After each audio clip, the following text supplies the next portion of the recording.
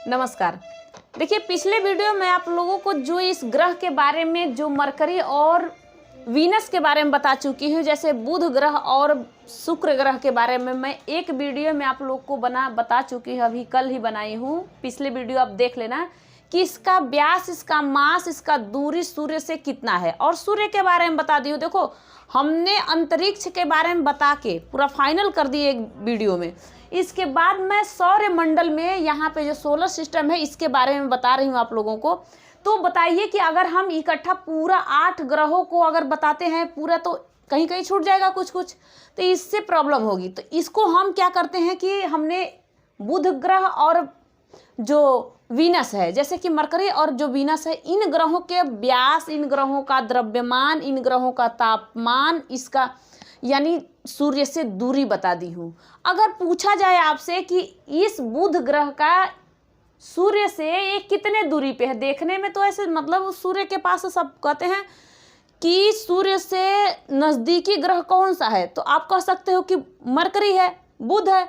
यानी कि जब ये पास इतना मतलब अब कितने दूरी पे है, तो आप कह सकते हो कि अगर दूरी पे भी है तो 58 मिलियन, कितने 58 मिलियन टन, मतलब किलोमीटर है, टन नहीं किलोमीटर है।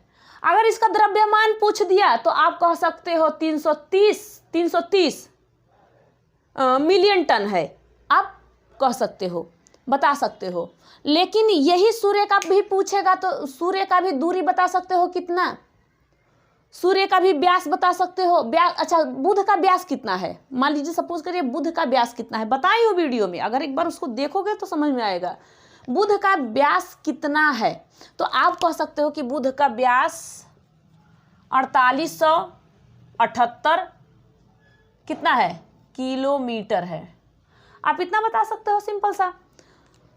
अगर कहेगा कि सूर्य से शुक्र का दूरी कितना है, वीनस का जो सन है, इस सन से, ये जो सन है इसमें, इस सन से इसकी दूरी कितनी है, जो वीनस यहाँ पे है, वीनस, तो कह सकते हो कि हाँ, इसकी दूरी लगभग 108 मिलियन किलोमीटर है, 108 मिलियन किलोमीटर है। यानी आप इनको एक वीडियो में बता चुके। अब आप लोग को पृथ्वी के बारे में बताना है और शुक्र, इसके मंगल के बारे में।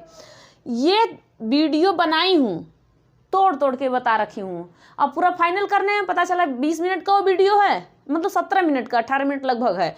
अब वैसे 18 मिनट तो लग जाए, फिर इसमें ज़्यादा टाइम लग जाएगा। इसलिए मैं आप लोगों को आज किसके बारे में बताने जा रही हूँ, इस पृथ्वी के बारे में, जो हमारा अर्थ है, जिस अर्थ पे हम रहते हैं। इसको देखो, इन चारों को पार्थिव ग्रह कहते हैं। अब इन पार्थिव ग्रह में से जो पृथ्वी है ये इन सबों से बड़ी है। जो बुध, जैसे कि मरकरी, वीनस और जो ये मार्स है, इससे क्या है, बड़ी है, मंगल से बड़ी है पृथ्वी।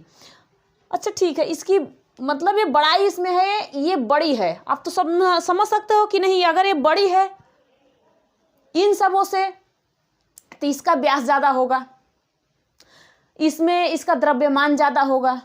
कैसे मानोगे कि ये बड़ी है इस बुध से, और एक इस से कितने, मतलब बड़ी कितना, मतलब बड़ी कितनी है, द्रव्यमान इसके व्यास से पता चल जाता है ना।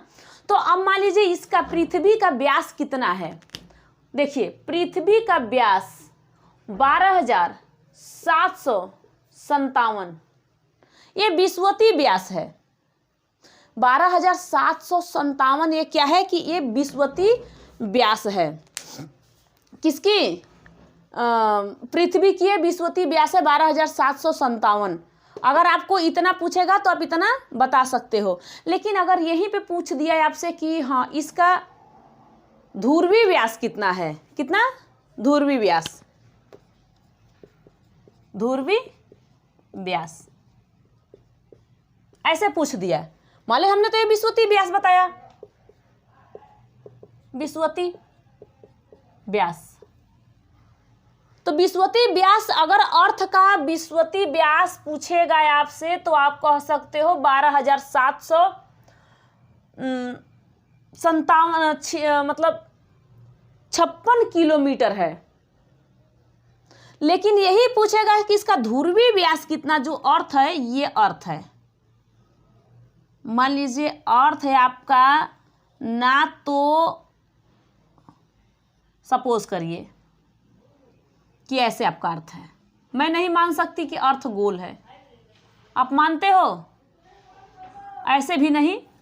तो एक बार देखना, मान लीजिए ऐसे अर्थ है, इस अर्थ का मान लीजिए ये है, तो आप क्या कहोगे कि नहीं ये गोल है? नहीं गोल है। अब अगर पूरे ये अगर बॉल के तरह होता, गेंद के तरह होता, ये पृथ्वी जो है गेंद के तरह पूरा होता, तो इस पे क्या जल टिकता? अगर हम गोल बना दिए यहाँ पे इसको, तो क्या यहाँ पे जल टिकने का जगह है? नहीं टिकेगा, मतलब रुकेगा ही नहीं, सारे नीचे चले जाएंगे। इसीलिए एक पृथ्वी जो है एक जियोड की तरह है। इतना ज़्यादा हो गया, थोड़ा सा कम और करिए इसको, ठीक है। ये मान लीजिए ऐसे है, तो जो यहाँ से हमने इसको गोल बना दिया, ये अब मान लीजिए यहाँ से इसको पूरा सीधा गोल गाल बना दिया इसको कि चलो गोल हो गया ये। अब जो यहाँ का चीज़ बच गया थोड़ा सा, मान लीजिए यहाँ थोड़ा है, अब इधर जल हो गया, इधर जल हो गया, इधर जल हो गया, जल हो गया, जल, मतलब यहाँ पे जल है। तो ये पृथ्वी में ठोस, द्रव, गैस, ये तीनों पाए जाते हैं। अगर पूछे आपसे तो आप बता सकते हो कि ये पृथ्वी में ठोस, द्रव, गैस तीनों पाए जाते हैं। पृथ्वी पहले बहुत धधकती हुई एक ज्वालामुखी की तरह थी, एक ज्वालामुखी की तरह थी। लेकिन आपको पता है कि अगर गर्म चीज़ अगर गर्म है, आप पानी रख दीजिए गैस पे कोई भगोने में, उस पर उसके ढक्कन से ढक दीजिए, आप उस ढक्कन को अगर उठाते हैं तो उसमें से पानी बहुत मतलब गिरने लगता है, क्योंकि उसके वाष्प की वजह से, वाष्प से ही जल बन, मतलब वाष्प मतलब उसके जो धुआं आता है अंदर से जो, तो वो हो जाता है वाष्प, मतलब जल हो जाता है, जल बन जाता है, वो खौलता है। तो ऐसे ही जब पृथ्वी पे बहुत सारे पहले गर्म था, गर्मी के कारण यहाँ पे बहुत ज़्यादा वाष्प होने, मतलब धुएं टाइप के, धुंध सब कुछ कणों की वजह से यहाँ पे बादल बना, और बादल से बारिश हुई, और बारिश से क्या हुआ कि जो नीचे का ज्वालामुखी था, जो धधकती हुई पृथ्वी थी, ये ठंडी होती गई, ये ठंडी होती गई। लेकिन ये सारे जितने भी ग्रह हैं, ये सूर्य से ही प्रकाश लेते हैं। इनके पास तो अपने पास प्रकाश है नहीं, न हीट है न लाइट है, इनके पास कोई प्रकाश है नहीं, तो ये सूर्य से लेते हैं। लेकिन जब पहले ही ये धधक रही थी और सूर्य का प्रकाश तो इस पर पड़ता ही था, सूर्य का प्रकाश पड़ता, तो ये यहाँ पे मतलब बहुत इसमें ज्वालामुखी धधकती थी। ये धुएं, धूल, कण, ये सब उड़ते हुए ज्वालामुखी का जो भाप बाहर ऊपर को गया, भाप जानते हो ना, भाप से वाष्प बना, वाष्प से जल बना, यानी कि ये नीचे गिरा, फिर बादल बना, बादल से जो बारिश हुई, बारिश हुआ तो यहाँ पे सारे ठंडी हो गई। यहाँ पे उसी से प्रशांत महासागर तैयार हो गया, प्रशांत महासागर उसी से तैयार हो गया। अब प्रशांत महासागर की गहराई देखो कितनी हो, मतलब है इसकी गहराई, मान लीजिए कि इसकी गहराई कितनी है, 10,900, और कितनी है, मतलब इसकी 10,920 लगभग है, 10,920 मीटर। यानी इसमें अगर एवरेस्ट, जैसे कि माउंटेन एवरेस्ट, अगर इसमें अंदर चला जा रहा है, फिर भी 2 किलोमीटर अभी इसका गहराई रह जाएगा। माउंटेन एवरेस्ट को सपोज कीजिए अगर इसमें डाल दिए, तब भी 2 किलोमीटर लगभग इसकी गहराई अभी बाकी रह जाएगी, बची रह जाएगी, इतनी इसकी गहराई है प्रशांत महासागर की।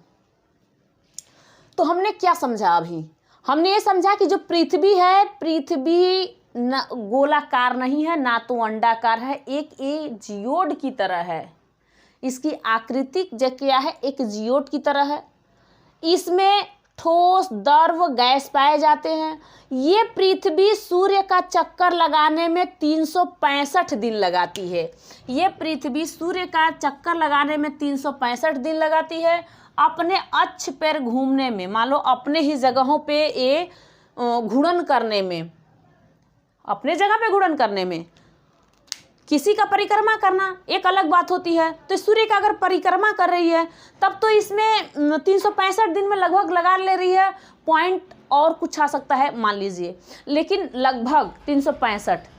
अब मान यहाँ पे ये अपना अगर घूर्णन कर रही है, अपने जगहों पे घूमना चाहती है, ऐसे घूम रही है, तो 24वें घंटा में घूम ले रही है। ये तभी तो दिन रात होता है। दिन रात कब होता है? जब ये अपने जगहों पे 12 घंटा में ऐसे घूम रही, 12 घंटा में ऐसे घूमते गई, तो कुछ पीछे साइड आगे आया, कुछ अंधेरा हुआ, कुछ उजाला हुआ, तो सूर्य की किरणें वहाँ पे सीधी लगती रहती है। ठीक है, तो यहाँ तक ये आप लोग समझ गए हैं। देखो अब क्या करता है ये, अब पूछेगा आपसे अगर कि इसका द्रव्यमान कितना है, तो आप क्या बताओगे? देखो हमने इस व्यास के बारे में बता दिया, अब इस मास के बारे में आप लोग को बता रही हूँ। 9576 कितना है? मिलियन टन है। और 5976 मतलब कितना होता है? 49 नहीं इसे कहते हैं, इसे कहते हैं 59। हिंदी में थोड़ी सा प्रॉब्लम हो जाती है, ये जो इसका 1 2 है तो सही है, नहीं तो इसको तो देखो तो कितना है? 76 यानी कि इतने मिलियन टन इसका क्या है? द्रव्यमान है, जो इसका व्यास, जिसे हम कहते हैं व्यास, अरे सॉरी इसे मास कहते हैं, जिसका द्रव्यमान है इतना है 59 मतलब 5976 मिलियन टन है। 5976 मिलियन टन है। इतना तो आप समझ सकते हो, मान लीजिए 5 9 7 6 क्या कहूँ, और 5976 क्या कहूँ, आपको बता दिया ऐसे ही। 5976 मिलियन टन इसका क्या है? द्रव्यमान है। अगर आपसे पूछेगा कि इसका तापमान कितना है, देखो जब आप तो जानते हो कि सियाचिन ग्लेशियर जो है, सियाचिन ग्लेशियर का मतलब 5000 से और ऊपर कुछ ऊंचाई पे, अगर 5000 के अगर ऊपर ऊंचाई पे अगर ये जाता है, मतलब ऊंचाई पे इतनी ठंडी बढ़ती है तो वहाँ पे -50 पे चला जाता है, मान के सपोज करिए। ऐसे ही इसका यहाँ पे तापमान कितना है? पृथ्वी का जो तापमान है ये -80 डिग्री सेल्सियस मान लीजिए, इसका तापमान, पृथ्वी का तापमान। ठीक, अगर पूछेगा कि इसका ये न्यूनतम है और अधिकतम तापमान पूछेगा तो अधिकतम तापमान आ जाएगा 58 डिग्री सेल्सियस आ सकता है। गर्मी होती है, आपको पता है कि हम लोगों को गर्मी भी होती है। तापमान मतलब क्या होता है? ताप और उसका मान, इसका इतना ज़्यादा है, जो ताप का है, जो मान है इतना है, यानी कि इसका तापमान इतना है, कम से कम न्यूनतम इतना है, अधिकतम इतना है। आपको पता है कि ये पूरे विश्व का है, पृथ्वी में सारे विश्व बसे हुए हैं। अब बहुत ज़्यादा ठंडी होती है, अब ध्रुवी में चले जाओ, उत्तरी ध्रुव में, दक्षिणी ध्रुव में क्या है? ठंडी है ना। तो अब मान के चलिए कितना आप कह सकते हो कि नहीं यहाँ पे बहुत ज़्यादा तापमान है, अरे यहाँ पे न्यूनतम 80 डिग्री सेल्सियस हो सकता है और इसका अधिकतम 58 डिग्री सेल्सियस हो सकता है। तो ये चीज़ आप समझ गए हो। ठीक, और इसकी दूरी मान लीजिए कितना है? इसकी दूरी तो 150,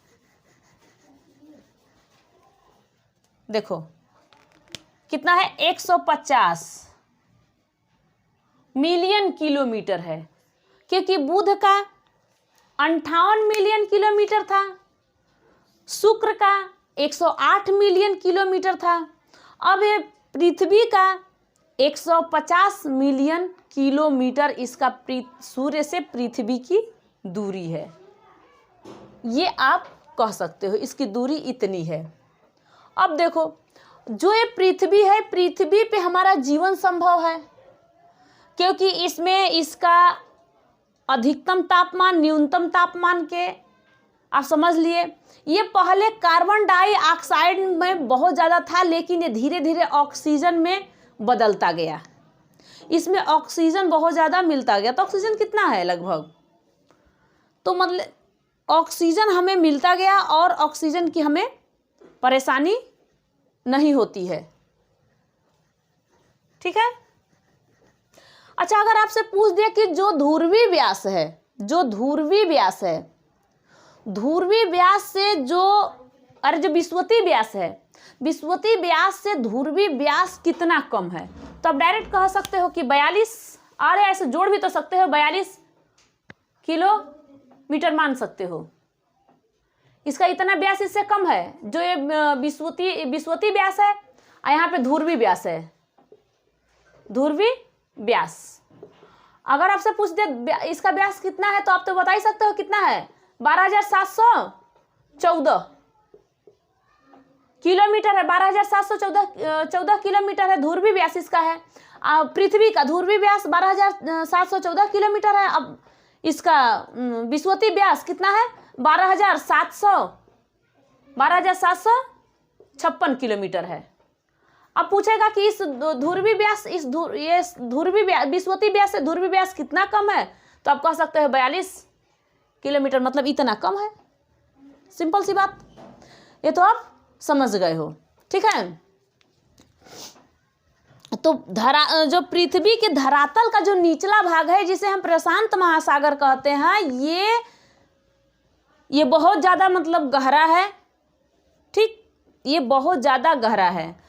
पृथ्वी पे हमारे कार्बन डाइऑक्साइड पहले बहुत ज़्यादा थे, जब हमारे पृथ्वी पे ज्वालामुखियाँ ज़्यादा होती थी तब। अब ज्वालामुखी यहाँ पे मतलब कि जब ज्वालामुखी जो भाप बन के वाष्प बना, पानी गिरा, बादल बना, पानी गिरा, तो यहाँ पे इस जो कार्बन डाइऑक्साइड है आके ऑक्सीजन में चेंज हो गया है, ऑक्सीजन में चेंज हो गया। तो यहाँ तक आप लोगों ने समझ गया। अब देखिए, अब आते हैं हम, अच्छा हाँ, अब इसका बताइए कि जो हमारे बुध के पास एक भी उपग्रह नहीं है, ना शुक्र ग्रह के पास एक भी उपग्रह है, लेकिन इसके पास उपग्रह, अपना उपग्रह जो हमारा चंद्रमा है, ये पृथ्वी का उपग्रह है। पृथ्वी का उपग्रह चंद्रमा है। पृथ्वी का विषुवतीय व्यास, पृथ्वी का ध्रुवीय व्यास, पृथ्वी कितने दिनों में चक्कर लगाती है सूर्य का, पृथ्वी अपना कितने दिनों में चक्कर लगाती है, ये चीज़ भी। पृथ्वी के पास अपना उपग्रह है, चंद्रमा है। चंद्रमा भी इससे बहुत दूर है, एक चीज़ आप ये मान सकते हो।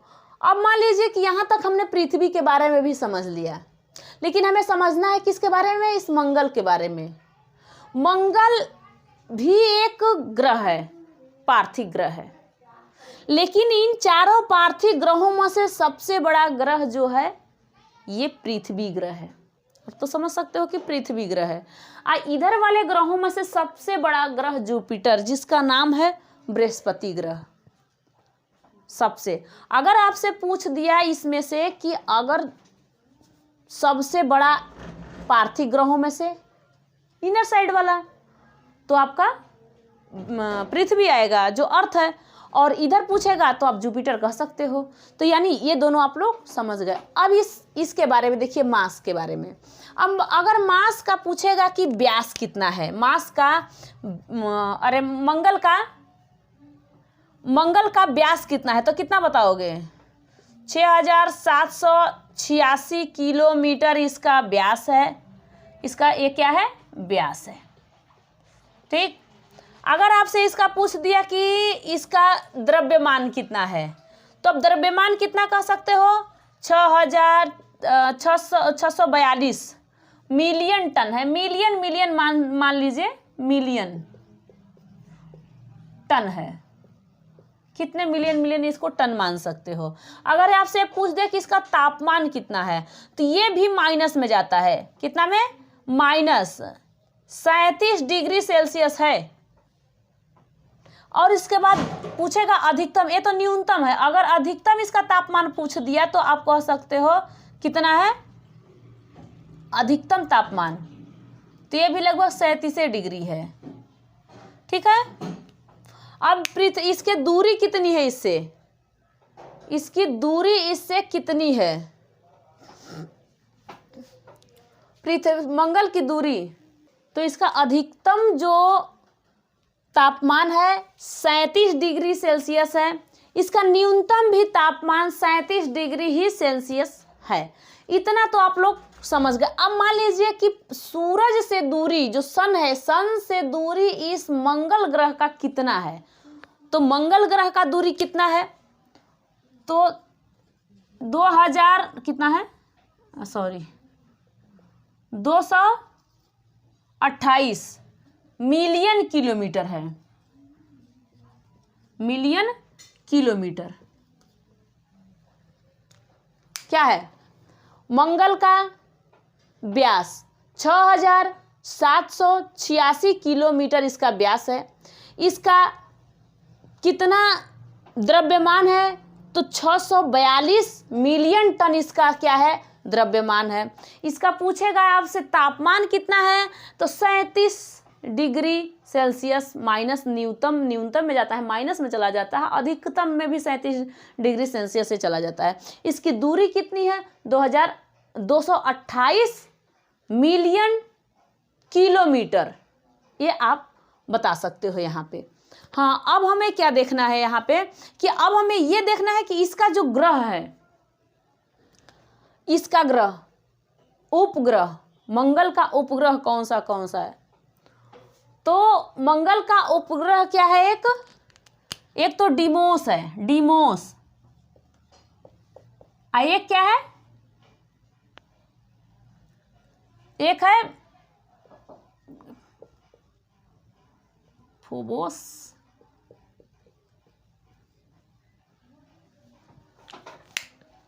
एक देखो ये डिमोस है, तो इसका एक डिमोस और एक फोबोस है। यानी अगर पूछेगा कि जो पूरे ये सौरमंडल में, पूरे सौरमंडल में सबसे छोटा उपग्रह, तो क्या बता सकते हो, कहोगे डिमोस। अगर पूछेगा आपसे कि सबसे बड़ा उपग्रह, तो गैनीमेड। किसका है गैनीमेड, ये जुपिटर का है। तो इतना आप बता सकते हो। तो देखिए कम से कम दो ये 4 हैं ग्रहों के बारे में मैं आपको, इन सबों का उपग्रह। अब देखो मैं इस बार इसको रफ कर दे रही हूँ, एक बार आप लोग फिर दोबारा आप इसको बताना। साफ कर देते हैं अभी इसको। अगर मैं अभी आपसे पूछूंगी तो आप बता सकते हो। तो एक बात बताइए आप कि जो पृथ्वी ग्रह है, जो हमारा अर्थ ग्रह है, इसका उपग्रह कौन सा है, तो आप बता सकते हो क्या है, उपग्रह चंद्रमा। और मंगल का तो एक डिमोस एक फोबोस है। यानी डिमोस जो है सबसे छोटा ग्रह है पूरे सौरमंडल का। ये सौरमंडल के बारे में पढ़ा रही हूँ। यूनिवर्स एक अलग है, मतलब यूनिवर्स पूरे ब्रह्मांड की जानकारी एक अलग होता है कि हम पूरे ब्रह्मांड का जानकारी ले लिए, लेकिन एक सौरमंडल के बारे में हम जानकारी ले रहे हैं, जो कि सूर्य के पास में जो इसके परिवार 8 ग्रह हैं, इसके बारे में मैं अभी जानकारी ले रही हूँ और बता रही हूँ आप लोगों को कि इसका जो परिवार है। ठीक है, तो हमने आज पार्थिव ग्रहों के बारे में मैं आपको पढ़ा दी हूँ। आगे मैं इन ग्रहों के बारे में, जुपिटर, जो सैटर्न है, ये यूरेनस है, नेपच्यून है, इन 4 ग्रहों को मैं आप लोगों को नेक्स्ट वीडियो में बताऊंगी। Thank you.